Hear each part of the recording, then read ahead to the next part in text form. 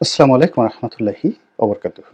সম্মানিত দর্শক, বাংলাদেশ জাতীয়তাবাদী দল বিএনপি এবং জামাতের যে বন্ধুত্ব, জামাত মানে জামায়াত ইসলামী বাংলাদেশ, বহুকালের, এবং এই বন্ধুত্বের মধ্যে যে অদ্ভুত রসায়ন, সেই রসায়ন নিয়ে আমরা এতকাল যেভাবে চিন্তা ভাবনা করেছিলাম সেটি একেবারে রীতিমতো উল্টে গেছে। একই পরিবারের মধ্যে ভাইয়ে ভাইয়ে বা বাপ চাচাদের সঙ্গে, অন্যান্য নিকট আত্মীয়দের সঙ্গে যখন কোনো পারিবারিক বিরোধ হয় এবং সেটা মামলা মোকদ্দমা পর্যায়ে গড়ায়, মারামারি হানাহানির পর্যায়ে চলে যায়, তখন সেখান থেকে যে দুর্গন্ধ বের হয় এবং সেটি যখন নিষ্পত্তির অযোগ্য হয়ে যায় এবং তার যে ভয়াবহ প্রতিক্রিয়া, এটি আমরা গ্রাম বাংলায় সবাই জানি। একইরূপে রাজনৈতিক অঙ্গনে বাংলাদেশের যে দুটো রাজনৈতিক দল বিএনপি এবং জামাত, তাদের সঙ্গে যে সখ্যতা, যে বন্ধুত্ব বা দীর্ঘদিনের যে একে অপরের সঙ্গে সহযোগিতা, অমনটি বাংলাদেশের অন্য কোনো রাজনৈতিক দলের সঙ্গে ছিল না। বিএনপির সঙ্গে যেভাবে অন্য রাজনৈতিক দলের ছিল না, জামাতেরও ছিল না, আওয়ামী লীগের সঙ্গে ওই রকম ধরম মহরম সম্পর্ক ছিল না। একসঙ্গে তারা একে অপরের বড় ভাই ছোট ভাই মনে করে তারা রাজনীতি করতেন। সময়ের প্রয়োজনে আওয়ামী লীগ অনেককে কাছে টেনেছে, কখনো কখনো সিপিবিকে কাছে টেনেছে, কখনো জাসদকে কাছে টেনেছে, কখনো বাকশালকে কাছে টেনেছে, কখনো ধরুন জাতীয় পার্টিকে কাছে টেনেছে। এটি কৌশলগত কারণে, কখনো ব্যবহার করার জন্য, কখনো হাতিয়ার হিসেবে তাদেরকে ব্যবহার করে প্রয়োজনে ছুঁড়ে ফেলে দিয়েছে। কিছুদিন জামাতের সঙ্গে আওয়ামী লীগের একটা ভালো সখ্যতা ছিল, কিন্তু সেক্ষেত্রে আওয়ামী লীগের দরকার ছিল জামাতের সহযোগিতা, যখন পূর্ণ হয়ে গেছে তাদেরকে ছুঁড়ে ফেলে দেওয়া হয়েছে। আর জামাতের একটা আশ্রয় দরকার ছিল, জামাত ওটা যখন পেয়ে গেছে জামাত আবার চলে গেছে। কিন্তু বিএনপির সঙ্গে যে জামাতের সম্পর্ক, সেই সম্পর্কটা ওইরকম না। এখানে নীতি ছিল, নৈতিকতা ছিল, আদর্শ ছিল এবং একে অপরের জন্য মমত্ব ছিল। বিএনপি যখন প্রতিষ্ঠা লাভ করলো তখন তারা দেখলো যে তাদের একজন অকৃত্রিম বন্ধু দরকার রাজনৈতিক অঙ্গনে, এবং সেক্ষেত্রে তারা জামাতকে বেছে নিয়েছিল।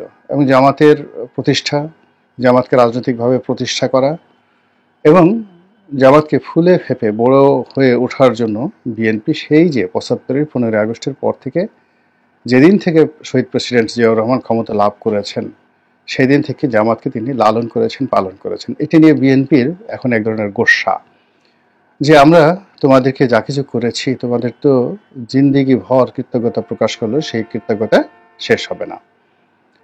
পরবর্তীতে যখন বিএনপি ক্ষমতায় এসেছে, জামাতকে ক্ষমতার সহযোগী করেছে এবং সরকারের মধ্যে জামাত ডিফ্যাক্টো সরকার হয়ে গিয়েছিল। তাদের দুজনকে মন্ত্রী বানানো হয়েছিল, সেটি বড় কথা নয়, কিন্তু সরকারের যে কোনো নীতি নির্ধারণের সিদ্ধান্তে জামাতের খুবই গুরুত্বপূর্ণ ভূমিকা পালন জামাত করেছে। এমনকি ধরুন বিএনপির ১০ জন লোক গিয়ে একটা কথা বলেছেন, জামাতের আলী হাসান মুজাহিদি গিয়ে বেগম জিয়াকে বুঝিয়েছেন, অমনি সেটি উল্টে গিয়েছে। তো এভাবে তারা ১৯৯৬ থেকে ২০০১ পর্যন্ত যে সরকার চালিয়েছে, ওটাকে বলা হয় জামাত বিএনপির সরকার। বোঝার চেষ্টা করুন, বিএনপি জামাতের সরকারের পরিবর্তে জামাত বিএনপির সরকার, অর্থাৎ বিএনপির তুলনায় জামাতকে মানুষ বেশি প্রাধান্য দিয়েছে। এবং সেই সরকারি ক্ষমতা ব্যবহার করে বিএনপির যারা লোকজন, তারা হয়তো টাকা পয়সা রোজগার করার ধান্দা করেছে, কিন্তু জামাত শিল্প কলকারখানা গড়ে তুলেছে, ব্যবসা প্রতিষ্ঠান গড়ে তুলেছে, তারপরে দক্ষ জনশক্তি গড়ে তুলেছে এবং সরকারি যে গুরুত্বপূর্ণ পদ এবং পদবিগুলোতে তারা নিজেদের আদর্শের লোকদেরকে বসিয়েছে। একমাত্র ইসলামিক ফাউন্ডেশন, এই ইসলামিক ফাউন্ডেশনের মতো একটি সরকারি প্রতিষ্ঠানে কম করে হলে ১০,০০০ জামাতপন্থী লোক সেই বিএনপির জামানাতে নিয়োগ লাভ করেছেন। এখন সেটা কোন পর্যায়ে আছে খোঁজ নিয়ে দেখেন। একইভাবে সেনাবাহিনীতে, একইভাবে পুলিশ বাহিনীতে এবং সিভিল সার্ভিস, এবং সেটির ফল এখন জামাত গ্রহণ করছে। তো যেটা বলছিলাম, পট পরিবর্তনের পর, অর্থাৎ এই যে শেখ হাসিনার রেজিমের পরিবর্তনের পর হঠাৎ করে জামাত একেবারে ক্ষমতার শীর্ষ পর্যায়ে চলে এসেছে। চারিদিকে শুধু জামাত, জামাতরাও। সেনাবাহিনী প্রধানের মুখে জামাত, ডক্টর মোহাম্মদ ইউনূসের মুখে জামাত, সচিবালয়ে জামাত, ডিসি অফিসে জামাত, এসপি অফিসে জামাত, বিচারালয়ে জামাত, সব জায়গাতে শুধু জামাত জামাত জামাত। আর এই শব্দ শুনে বিএনপির যারা লোকজন তাদের প্রচণ্ড রাগ হচ্ছে, ক্রোধ হচ্ছে, কিন্তু তারা কার্যত কিছুই করতে পারছে না। তারা এই মুহূর্তে জামাতের সঙ্গে মারামারি করতে পারে, বিশ্ববিদ্যালয় ক্যাম্পাসগুলোকে অশান্ত করতে পারে, কিন্তু জনমত এমন পর্যায়ে চলে আছে যে এখন রাজপথ উত্তপ্ত করা, সভা সমিতি মিছিল করা, মিটিং করা, ডক্টর মোহাম্মদ ইউনূসকে হটিয়ে দেওয়া, জামাতের লোকদেরকে পিটুনি দেওয়া, এই জিনিসগুলো এই মুহূর্তে খাওয়ানো যাচ্ছে না। ফলে বিপুল সংখ্যাগরিষ্ঠতা, বিপুল জনপ্রিয়তা নিয়ে বিএনপি নিজেদের রাগ নিজেদের উপর ঝাড়ছে।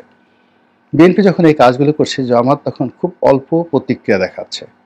তারা খুব আকার ইঙ্গিতে খোঁচা দিচ্ছে যে এক জালেম চলে গিয়েছে, আরেক জালেমকে ক্ষমতায় বসানোর জন্য আমরা কখনোই চেষ্টা করব না, অথবা এটা হতে পারে না, এক জালেমের পরিবর্তে অন্য জালেম হতে পারে না। আর এই কথা শুনে বিএনপির যারা লোকজন, তাদের যে অন্তরাত্মা সেটি কেঁপে উঠছে না, হিংসায় জ্বলে পুড়ে ছারখার হয়ে যাচ্ছে। তাদের বক্তব্য হলো এত বড় স্পর্ধা, যে জামাত রাজনীতির অনুমোদন পেল আমাদের জন্য, যে জামাতের প্রতিষ্ঠা আমাদের জন্য, যে জামাতকে আমরা লালন পালন করে আজকে এই জায়গাতে এনেছি, সে জামাত পারল এই কথা বলার জন্য?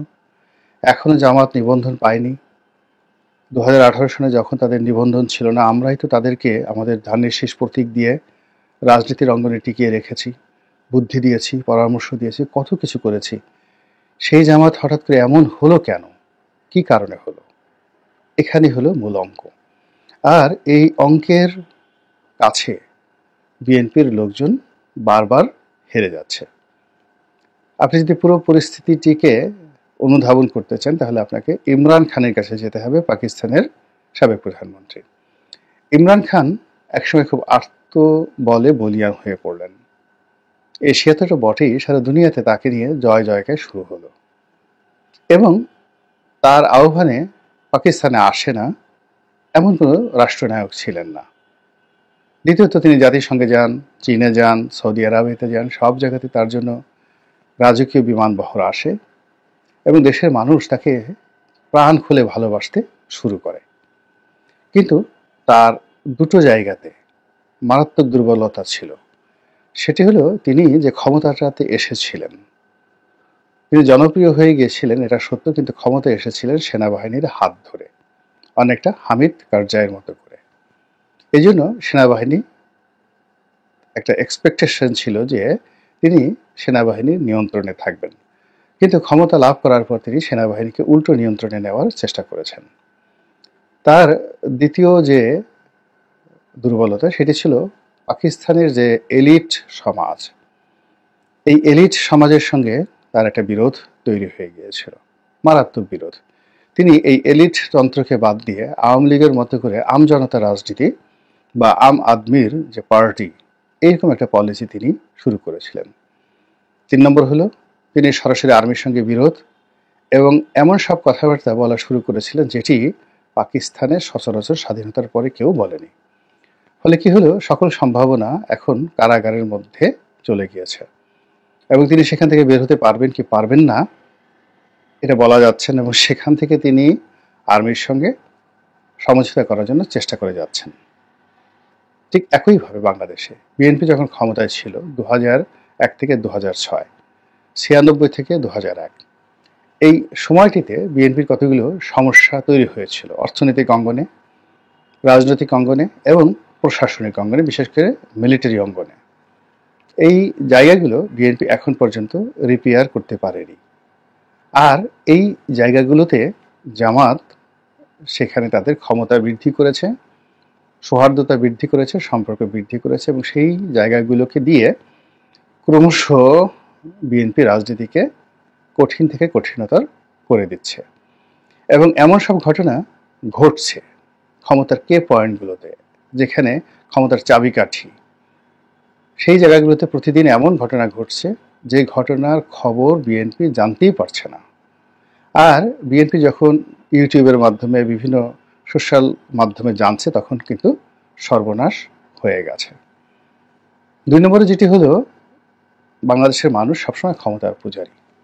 এখন ডক্টর মোহাম্মদ ইউনূসের হাতে ক্ষমতা আছে, এনসিপি নাগরিক পার্টির হাতে ক্ষমতা রয়েছে, এখন দেখবেন ছেলে বুড়ো গুঁড়ো সবাই এদেরকে তোয়াজ করছেন, তদবির করছেন যে মানুষগুলো অনেক সময় আল্লাহর কাছে মাথা নোয়ায় না, এইরকম নাস্তিক।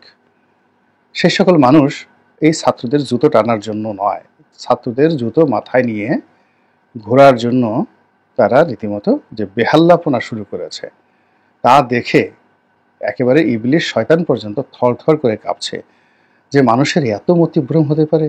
30 বছর 40 বছর 50 বছর পরিশ্রম করে যাকে নাস্তিক বানালাম এবং যাকে অবাধ্য বেয়াদব হিসেবে যা আকার চরিত্র গড়িতে দিলাম, সেই অবাধ্য বেয়াদব নাস্তিক লোকটি এখন এই ছাত্রদের, তার হাঁটুর বয়সী ছেলেদের জুতোর কাছে, স্যান্ডেলের কাছে এভাবে আত্মসমর্পণ করলো। এও কি সম্ভব? এই ঘটনা বাংলাদেশে ঘটছে। সেই জায়গাতে জামাত চমৎকারভাবে একটা সামন্তরাল ব্যালেন্স তৈরি করে ফেলেছে। তারা আস্তিক নাস্তিক ধার্মিক ক্ষমতাধর যারা লোকজন রয়েছে তাদের কাউকে এখন পর্যন্ত খেপায়নি, কিন্তু বিএনপি মোরাল্লে যাদের হাতে ক্ষমতা আছে তাদের সবাইকে খেপিয়ে দিয়েছে। এরপরের যে সমস্যাটা সেটা হলো বিএনপির যারা বন্ধু ছিল সেই বন্ধুদেরকে তারা হারিয়ে ফেলেছে। বিশেষ করে ইন্টেলেকচুয়াল লেভেলে তাদের যারা সমর্থক ছিল, সেটা সোশ্যাল মাধ্যমে, গণমাধ্যমে, যারা জবান দিয়ে কথা বলেন, কলম দিয়ে লিখেন, এই মানুষগুলো এখন আর বিএনপির পক্ষে কথা বলছেন না এবং অনেকে মৃদু সমালোচনা করছেন। এবং তাদের মুখে মৃদু সমালোচনা মানে একটু আকার ইঙ্গিতে যদি সমালোচনা হয়, যেমন ধরুন রুমিন ফারহানা বা ধরুন আমি গোলাম মোল্লা রানী, এখন আমাদের মুখ থেকে যদি বিএনপির সম্পর্কে একটা হালকা কথা বের হয়, সেটা বিএনপির যারা প্রতিপক্ষ তারা 100টি কথা বলা আর আমার মুখ থেকে হালকা একটা কথা বলা, রুমিনের মুখ থেকে হালকা একটা কথা বলা, এহসানুল হক মিলনের মুখ থেকে হালকা একটি কথা বলা, এটি বিএনপির জন্য মহাসর্বনাশ।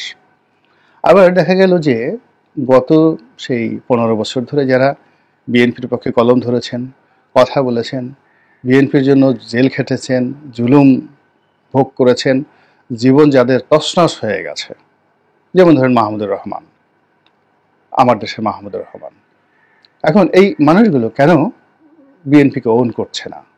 এই মানুষগুলো কেন বিএনপির জন্য মমত্ববোধ পাচ্ছে না? তাদের বেদনা কি? কিংবা জাহিদিনের শফিক রেহমান কেন ডক্টর মোহাম্মদ ইউনূসের প্রশংসা করছেন?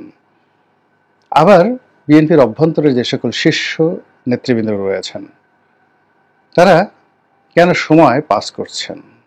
কেন তারা জোর গলায় কথা বলছেন না? বড় বড় মানুষ, আমি নাম বললাম না কাউকে বিব্রত করার জন্য। তো এই সমস্ত কর্মের প্রায় সব জায়গাতে জামাতের একটা রসায়ন রয়েছে, আর সেই রসায়নের কবলে পড়ে বিএনপি অনেকটা শিশুর মতো পদে পদে ধরা খাচ্ছে।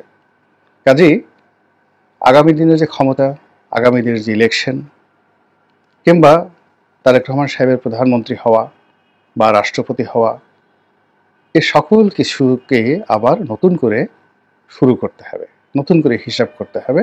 আগের সকল হিসাবগুলো সব তছনছ হয়ে গিয়েছে। আল্লাহ আমাদের সবাইকে হেদায়েত দান করুন এবং হেফাজত করুন। আসসালামু আলাইকুম ওয়া রাহমাতুল্লাহি ওয়া বারাকাতুহু।